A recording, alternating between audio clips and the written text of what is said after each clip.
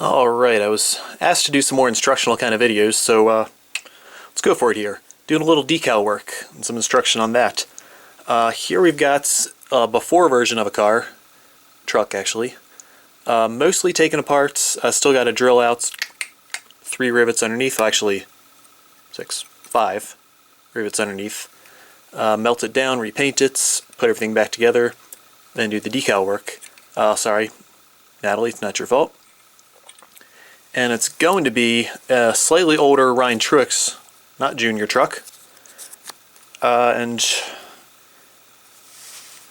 what helps this time around is, as you can see here, the side is mostly one piece. It's just one big block. And these are helpful for me because it's less work. I don't have to, there's a little design down here, that's a piece, the number, there's another piece, the contingencies, there's another piece, Goodyear, another piece, little contingencies, personal sponsors, another piece, big sponsor, lights, blah, blah, blah, blah. This is all, takes a lot out of the way. Now, there's still a lot of other pieces that I'm going to have to apply over all the different surfaces. Like that goes on the rear, the grill and the lights, the top of it, deck lid, front, rear, little Tundra. Because I can't wrap the entire thing, not with the method that I use, which is a laser printer with decal paper. And you can buy them in white or clear backed. This time around, because this is going to be a completely white painted truck, I can do just about all the decals clear backed, and that's what I've got printed out here. Because, well, I can't print white ink, so the white is just going to be the white of the truck, the white of the paint. The only exceptions are going to be, I think I may have to double up on decals for the tail lights, so those are going to have to be white backed, because if I were to put them over an existing, if this were back here or whatever, you'd see it, the transparency go through, so that would have to be white backed. And the same with the name back there, going to have to change that to Truex. And I don't remember, this may have been a Camping World truck, so it wouldn't be Gander Outdoors. So those 3 or 4 decals would all have to be white backed, have to print those separate. Everything else, pretty easy. I don't have to color match if it's just clear backed. I think that goes there. The Toyota, actually I'd have to just reapply the exact same thing there. Oh, good, I got the sizing just about right. Doesn't really matter. Now, this isn't necessarily the best way to go about doing it. It's the most cost efficient, and it's what I'm used to. And if you have a expensive inkjet printer or white ink printer or something that prints little laser vinyl kind of wraps, you can try some other things. They can be a little more, there's more you can do with it. There's solutions and sprays you can put on that help them stretch and conform a little bit, because as you can see here, there's some contours to the nose. Because when you start trying to wrap in more than one dimension, things start to get weird. You'll know if you've ever tried to wrap a gift or something, once you start going over more than one dimension, you start, things don't really line up right. You can get folds, you can get wrinkles, like here. Here's a just plain old drinking glass. If I were to try and wrap the sides and the top with just a plain old rectangular sheet of paper, like I already tried to do, busted,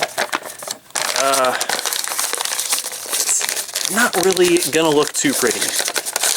No matter how you really stretch it out, hide it around the back, there's gonna be a lot of folds once you start going down the second surface.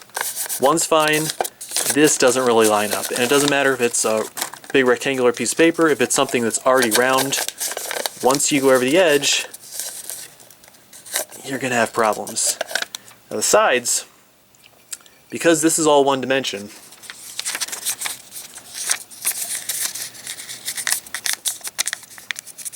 flat like that. This is all pretty common sense stuff, but it applies when you're trying to wrap or do decals on this. So this, wrong side, works. If I were to extend it, because I've got the front piece here, things are gonna start to get out of whack because of all these contours. It's gonna get crooked. Fortunately, this one's pretty small. Like if I were to have some kind of design that goes all across the front with stripes or some kind of pattern, the best thing that you can do, or that I've done, is to break it up into a couple of pieces that you can slightly overlap and match up. Because if you tried to do, again, this is plain old paper, the whole front, you're going to have some appearance problems. And that's something that a lot of builders don't understand. When you start going around corners or anything like that, things are going to get misaligned. Excuse me.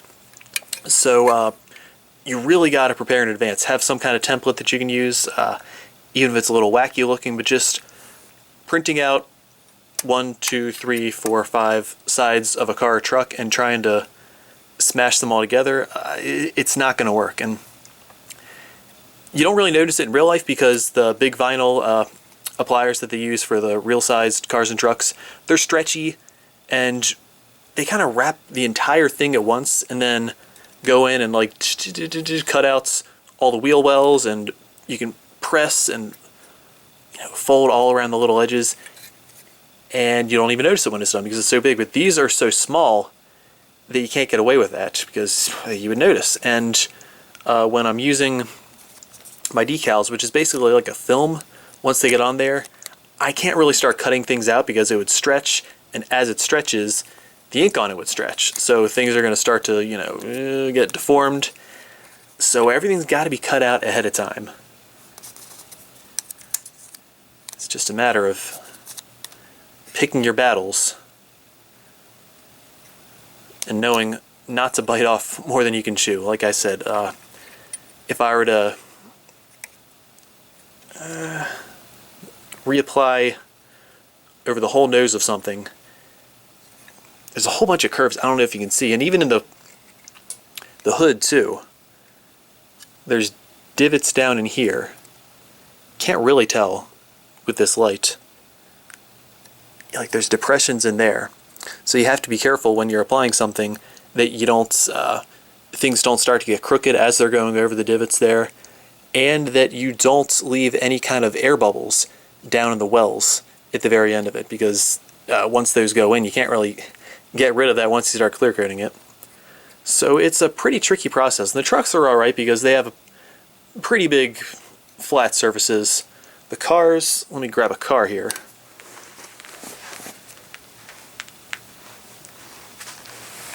Cars are not as easy,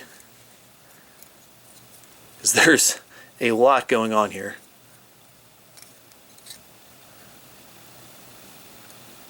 Like as you can see here, I tried to, like this is one piece, there's another piece because you have to account for the opening of the hood, which trucks don't have. Up here, when I pressed a little too much, if you can see, that's not a glare. There's some white spots up in the cowl opening that I'm going to have to replace, because as I was pressing down, there's an indent there. It stretched inward. So it's all a lot of work. Just got to figure it out as you go.